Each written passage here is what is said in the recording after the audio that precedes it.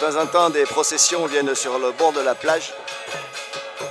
Ils ramassent de l'eau pour la faire bénir. De l'eau de mer, bien sûr.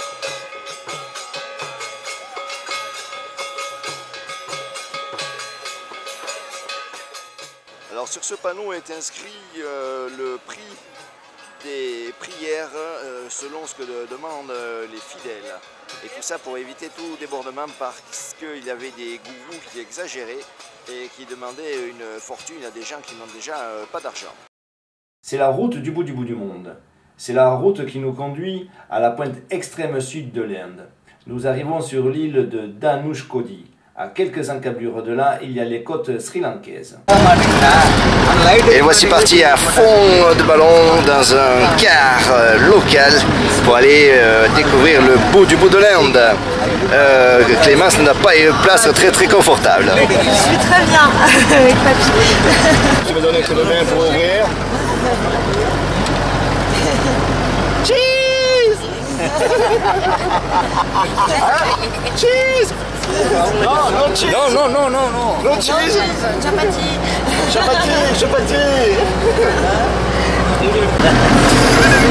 Très concentré sur la lecture. Finalement, il y avait une gare ici, et donc elle a été ravagée par des cyclones. Et donc depuis, ils n'ont pas reconstruit les rails, ils n'ont rien reconstruit encore. Le cyclone de 64. Et voici donc le joli bus qui nous a menés au bout de l'Inde, car ici, il n'est plus possible d'aller ailleurs. C'est une île et ça a été ravagé en 1964 par un énorme cyclone. Il y avait une route, elle n'a jamais été reconstruite. Alors pour venir ici, c'est soit ces bus très particuliers qui sont à peine chargés, où il faut louer un 4x4 pour venir ici, sinon à pattes, et ça fait 9 bornes.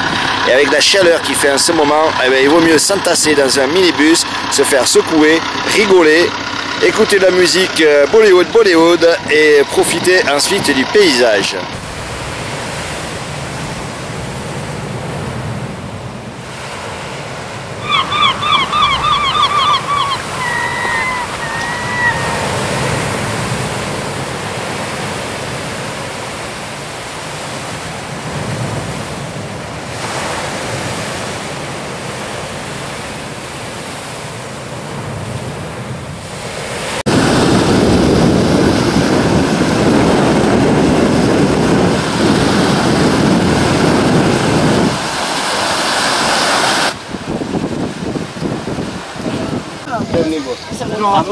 Alors là, nous sommes en plein cœur du village de pêcheurs.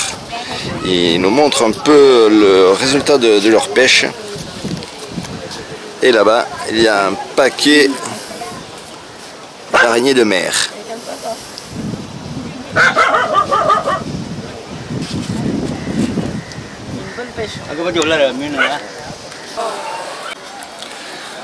Alors voilà les trains locaux indiens.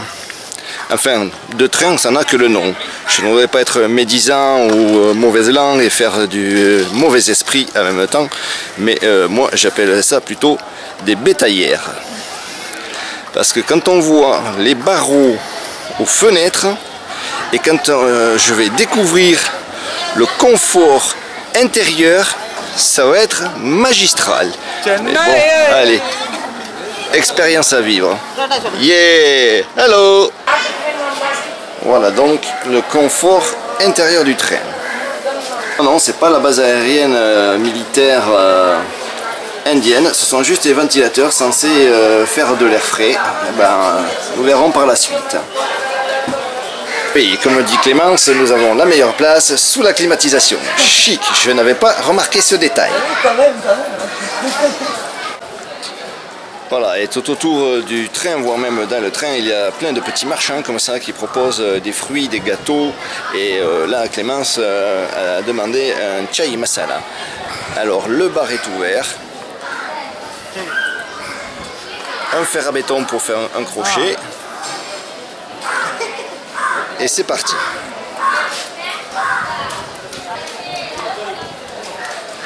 Oh, tu veux des cacahuètes aussi? Tu veux que je te laisse des cacahuètes? Des ananas, il y a pas mal de choses. Tu veux que je te laisse des cacahuètes? Ah, les transports en commun, c'est vraiment le pied.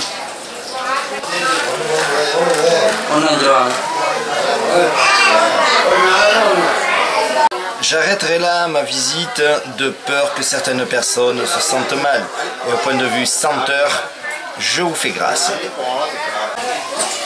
Alors je viens de donner un ballon à un gamin et ça va être la grosse ambiance dans le train. Comme quoi il en faut peu pour qu'il soit content, eux qui ne voient jamais ça. Le ballon est coincé sous le siège et ne peut plus l'attraper. Allez on joue? Ouais.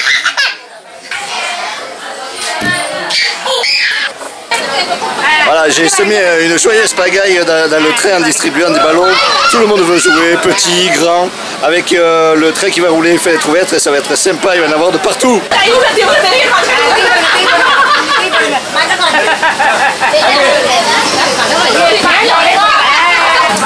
Voilà, on devait partir à 17h et 17h40 et le train est toujours sur le quai, il n'a pas bougé d'un millimètre. Peut-être que nous allons partir. Non, c'est pas un sac à dos qui est là-haut. Alors quand je dis que la porte est ouverte, je ne raconte pas le blague. Alors voilà, je me suis assis comme les locaux de la porte. Je fais gaffe à ne pas trop faire dépasser la caméra par la porte de façon à ne pas me la bousiller. Je vous rappelle que nous avons pris un express.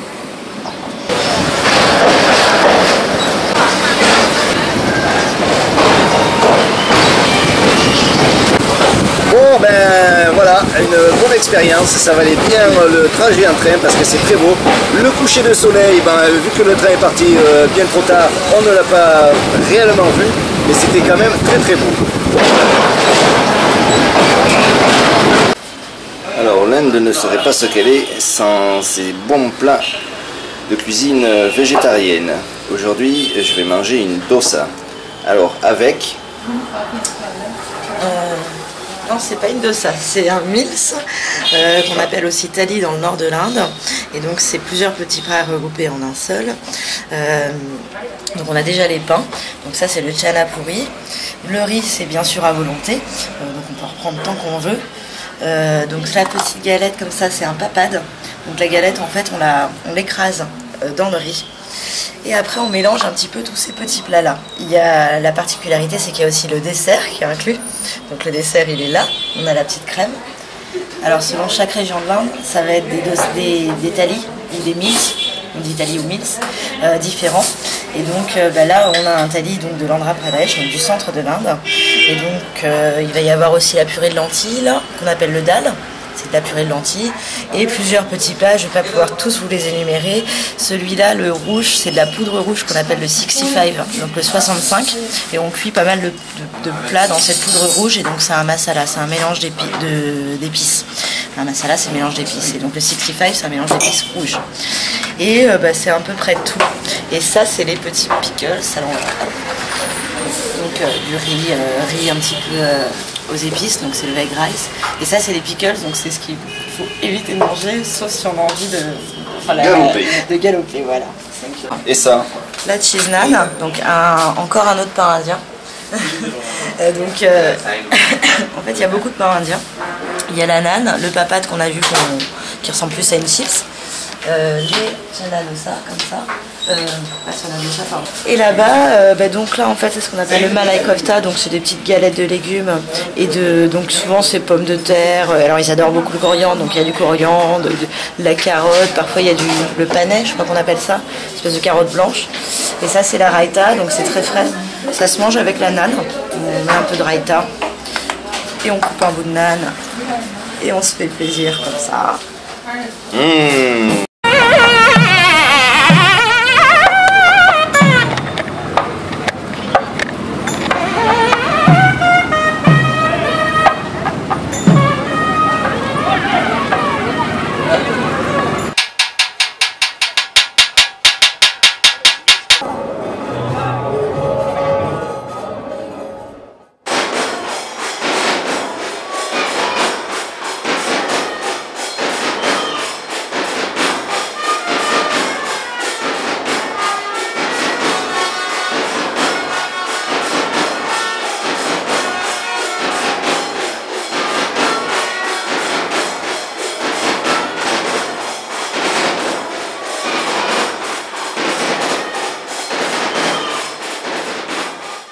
நீ வெடிச்ச வெடிச்ச சிறு சில சிரிப்புல மனசையும் வெடிச்ச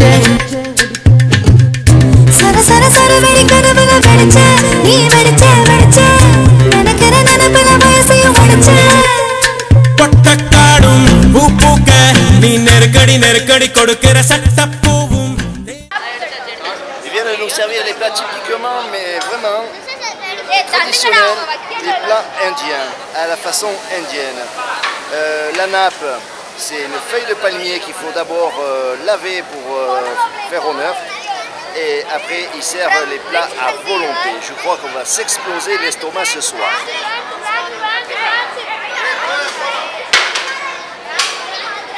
Can you give me your name and explain me a traditional marriage, Indian marriage? Yeah, my name is Vishweshwaran and this is my sister. My age is now going on 14. Nitya, Lakshmi. Nitya and Lakshmi. Nitya, Saubhagya, Lakshmi. Whatever you can call. Ok. Et donc c'est ça, donc c'est donc le frère et la sœur qui vont nous parler un petit peu du mariage indien. You can speak about the marriage Indian marriage. There are 24 states in India and each state is special for their own culture and tradition. And in Tamil Nadu we have many castes and so that Religion or everything will be done their for the method. Ok, alors 1 minute. Alors il y a 55 États en Inde et donc chaque État aura son mariage différent. Dans le Tamil Nadu en plus il y a des castes, donc c'est encore différent selon les castes. there are many castes so that there are different tradition in each caste also. Our caste is known as Rajagulattu Agamudaya. Agamudayar. It's a warrior, non? Non? Yeah, like a warrior that way. Alors donc en fait il y aura même des différences au mariage selon les castes. Donc eux c'est les Rama. And in C'est les- Agamudayar. Agamudayar. voilà. C'est le nom de leur caste et donc c'est les castes des warriors, c'est juste en dessous des brahmanes. this marriage is in our caste And it's an arranged marriage. It's an arranged marriage. Yes, There are two marriages, love marriage and arranged marriage. This is an arranged marriage. It's our uncle's marriage. Okay. And this is engagement. Now it's going on, it's engagement. Ok. Alors là, donc elle nous dit directement que c'est un mariage arrangé. Et donc en fait, le marié et la mariée se sont rencontrés il y a 3 mois. Et in the same village or same family? No, not same family. Same village? No. Not like that. They'll consider us. different. They'll consider us both as different families because I am married to a son. I am married to a son. My Yes. father is married to a... No, not family, but the same region. No village or no? No, we can take from other villages or some other country or whatever we can. And they'll marriage in relations also. Okay. And the English is so bad. The father and the mother of the marriage no arrange it. Is which decide? No, not the elders in the family decide when the elders in the family decide when this marriage should happen, Okay. and then they fix the particular date, seeing astronomy. I think so. Alors c'est par rapport à l'horoscope. By seeing the horoscope, they decide a particular day, a special day. Okay. It may be a special day. Okay. Tomorrow is also a special day, and they fix the marriage on that day. Then they'll conduct the marriage. Ah ok. Alors en fait c'est les parents et donc c'est les personnes âgées de la famille qui choisissent par rapport à l'horoscope. Et donc selon l'horoscope, ce jour-là fait que le mariage marchera.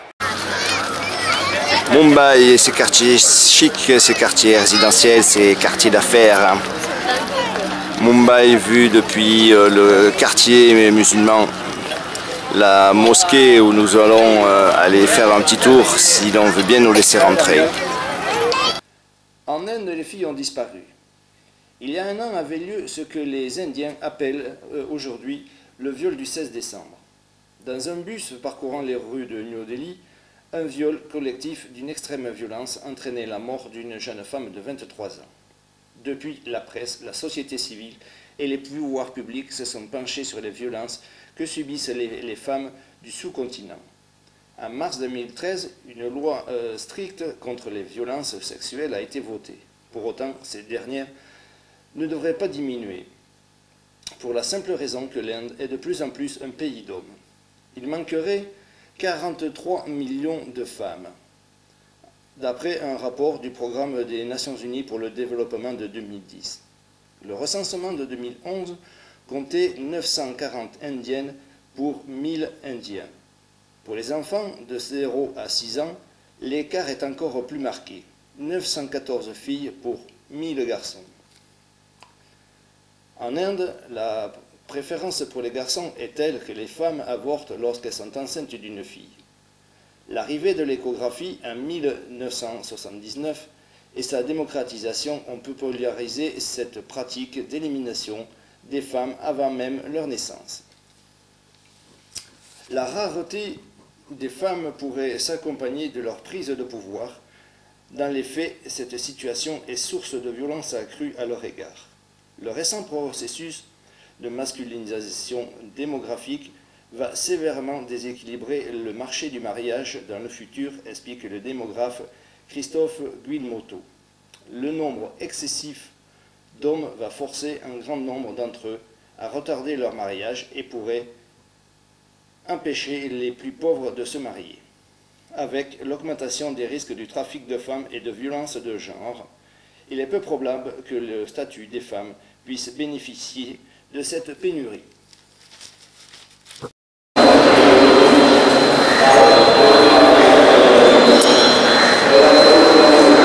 Ce matin, pour la dernière journée de visite de Mumbai, je me trouve à Victoria Station, la très célèbre gare de Mumbai. Ici, il règne une activité un peu calme pour le moment, mais la journée va commencer sur les chapeaux de roue, comme d'habitude dans cette ville très fatigante à vivre. Le hall principal de Victoria Station.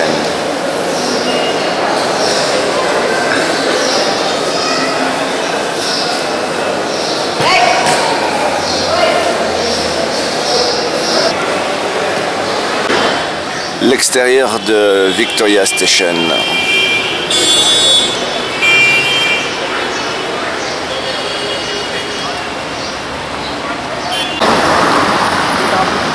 La mairie de Mumbai.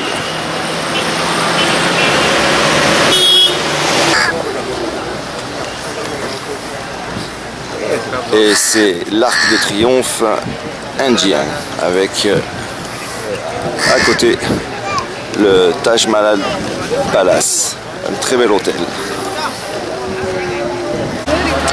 Toujours en balade à travers les rues de Mumbai, une méga ville, un bruit incessant de la circulation, une circulation anarchique complète, les trains de banlieue, toujours sans aucune sécurité, et un quartier tout particulier que je suis venu, je dirais, presque spécialement visiter, ce sont les Dhobi Ghats.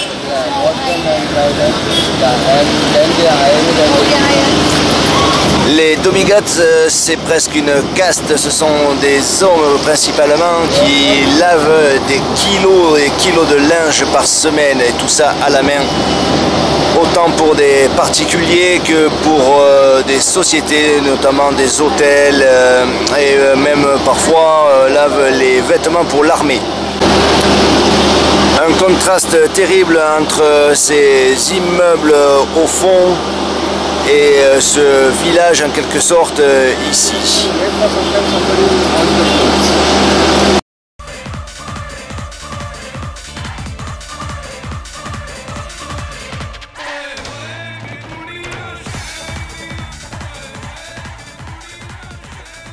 « 5000 personnes travaillent dans le quartier des Dhobi Ghats.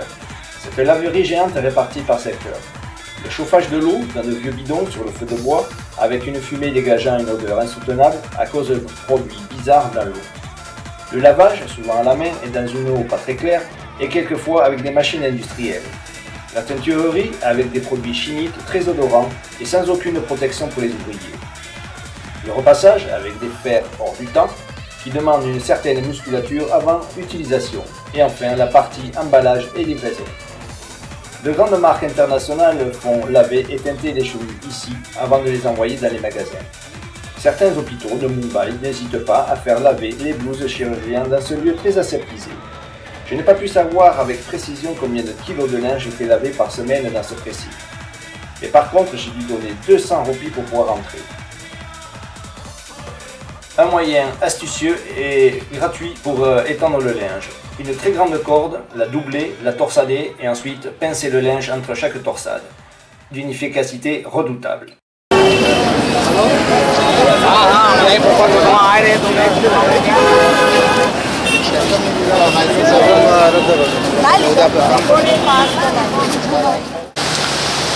5h30 du matin, 17 février, aéroport de Mumbai.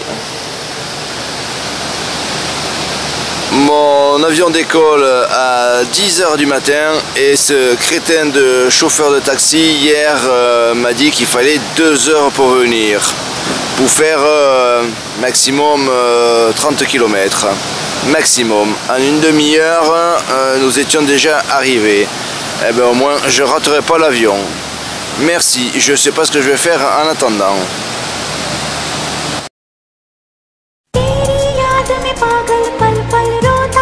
Yeah, it's your boy. With the remix. Number 1. Hey yo, hunters, come on. Yeah, come on. Yeah, come shorty, just ride with me, baby, just ride with me. Come on, come on, wanna get down with you, just wanna be around you, girl. Yeah, come on, yeah, come shorty, just ride with me, baby, just ride with me. Come on, try to let you know that I love you for life, girl. You're so beautiful, girl, now come and get it on. I wanna take care of you.